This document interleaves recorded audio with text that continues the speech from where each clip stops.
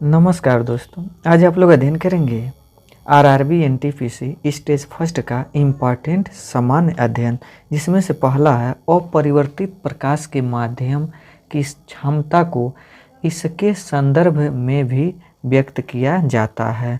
तो वह है इसमें प्रकाशीय सघनता। तो पहला का ऑप्शन बी सही है। इनमें से कौन सा पौधों की वृद्धि मापने के लिए प्रयुक्त उपकरण है? तो क्रेस्कोग्राफ है। अगला प्रश्न है लैक्टिक एसिड क्या है?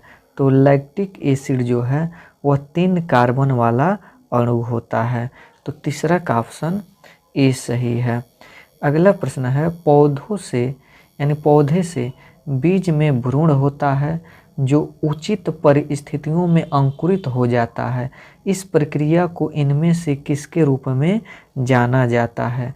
तो अंकुरण के रूप में। किस पीढ़ी के कंप्यूटर भारी वैक्यूम ट्यूब आधारित और महंगे थे? तो वह पीढ़ी था प्रथम पीढ़ी। तो पांचवा का ऑप्शन सी सही है।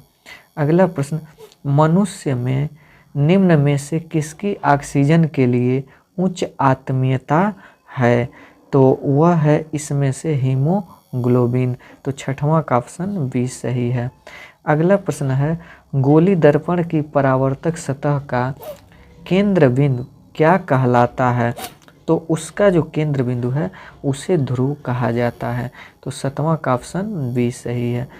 अगला प्रश्न है कि पूंजी के नियमित मूल्य क्षय को समायोजित करने के क्रम में किए गए सकल निवेश के मूल्य को क्या कहा जाता है? तो मूल्य ह्रास कहा जाता है। कुल स्थिर लागत और कुल परिवर्तनीय लागत का योग कहलाता है। तो वह कहलाता है कुल कीमत। तो नौवां का ऑप्शन बी सही है। प्रसिद्ध लोकगीत कजरी कहाँ लोकप्रिय है, यानी लोकप्रिय है? तो यह उत्तर प्रदेश का लोकप्रिय गीत है। तो 10वां का ऑप्शन ए सही है। अगला प्रश्न है कि www के लिए इनमें से किस प्रोटोकॉल का प्रयोग किया जाता है? तो वह किया जाता है HTTP। फिर अगला प्रश्न इनमें से किस इस्पात संयंत्र की स्थापना छत्तीसगढ़ के दुर्ग जिले में रूसी सहयोग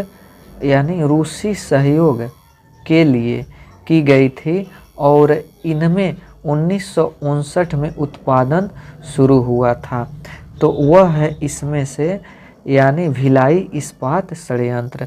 तो 12वां का ऑप्शन सी सही है। अगला प्रश्न इसमें है कि इनमें से किसकी स्थापना लीग ऑफ नेशंस के स्थान पर की गई थी? तो वह है संयुक्त राष्ट्र। अगला प्रश्न इनमें से किसे मिल्कमैन ऑफ इंडिया कहा जाता है? तो वर्गीज कुरियन को कहा जाता है। फिर अगला प्रश्न इनमें से किस चिकित्सक ने भारत आकर 1794 से 1815 तक बंगाल मेडिकल सर्विस में कार्य किया और भारत के कई विविध क्षेत्रों में महत्वपूर्ण सर्वेक्षण एवं खोज की? तो वह है फ्रांसिस बुकानन। तो 15वां का ऑप्शन ए सही है। अगला प्रश्न है 1948 में वैश्विक व्यापार को विनियमित करने के लिए गैट यानी GATT की स्थापना की गई और इसका पूर्ण रूप क्या है? तो इसका पूर्ण रूप होता है general agreement of tariffs and trade. तो 16वां का ऑप्शन सी सही है। अगला प्रश्न है वेल्थ ऑफ नेशंस नामक पुस्तक के लेखक कौन है? तो एडम स्मिथ है। अगला प्रश्न कि मनोरा का किला कहाँ स्थित है? तो वह तमिलनाडु में स्थित है। अगला प्रश्न इनमें से कौन सा राज्य बॉक्साइट का सबसे बड़ा उत्पादक राज्य है? तो वह है ओडिशा। ओडिशा में सबसे ज़्यादा बॉक्साइट पाया जाता है। जब लोगों को बजट के माध्यम से वित्त पोषित किया जाता है और सार्वजनिक वस्तुओं को किसी भी प्रत्यक्ष भुगतान से मुक्त उपलब्ध कराया जाता है तो इसे कहा जाता है? तो इसे सार्वजनिक प्रावधान कहा जाता है। निम्नलिखित में से किसने पाकिस्तान के गठन की मांग का विरोध किया? तो वह खान अब्दुल गफ्फार खान ने किया। फिर अगला प्रश्न है कि निम्न में से कौन भारत में सबसे नवीनतम नाभिकीय ऊर्जा संयंत्र है? तो वह है इसमें से कूडनकुलम। तो 22 का ऑप्शन बी सही है। प्रसिद्ध उपन्यास इसमें अनचटेबल किसके द्वारा लिखा गया है? तो वह लिखा गया है मुल्क राज आनंद के द्वारा। अगला प्रश्न है कि इनमें से किस रेशेदार फसल का प्रयोग मोटे कपड़े, बैग, थैले और सजावटी सामान बनाने के लिए किया जाता है? तो जूट का प्रयोग। भारत के संविधान का कौन सा अनुच्छेद राज्यपाल की नियुक्ति से संबंधित है? तो अनुच्छेद 155। अगला इसमें प्रश्न है कि एमनेस्टी इंटरनेशनल नामक संगठन इनमें से किसकी सुरक्षा पर केंद्रित है? तो वह है मानवाधिकार। अगला प्रश्न है कि कौन सा आंदोलन शांतिपूर्ण होने के लिए पर्याप्त नकारात्मक था लेकिन प्रभावी होने के लिए पर्याप्त सकारात्मक था? तो वह था असहयोग आंदोलन।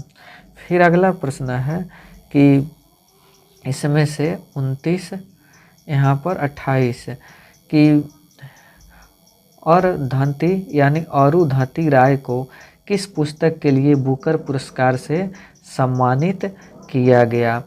तो उस पुस्तक का नाम है the God of small things. तो इसका ऑप्शन डी। अगला प्रश्न है कि 1793 में अस्थाई बंदोबस्ती लागू होने के समय बंगाल का गवर्नर जनरल कौन था? तो वह थे लॉर्ड कॉर्नवालिस। तो 29 का ऑप्शन सी सही है। अगला प्रश्न इसमें है कि जय जवान जय किसान का प्रसिद्ध नारा किसने दिया था? तो इसका प्रसिद्ध नारा लाल बहादुर शास्त्री ने दिए थे। तो 30वां का ऑप्शन ए सही है। भारत में सीमा सड़क संगठन की स्थापना कब की गई थी? तो वह की गई थी मई 1960 में। अगला प्रश्न कि कौन 23 साल तक भारत में रहे जिनकी पेंटिंग आम लोगों के लिए रोजमर्रा के जीवन के परिदृश्य और दृश्यों को चित्रित करती है? तो वह है जॉर्ज चिन्नेरी। तो 32 का ऑप्शन ए सही है।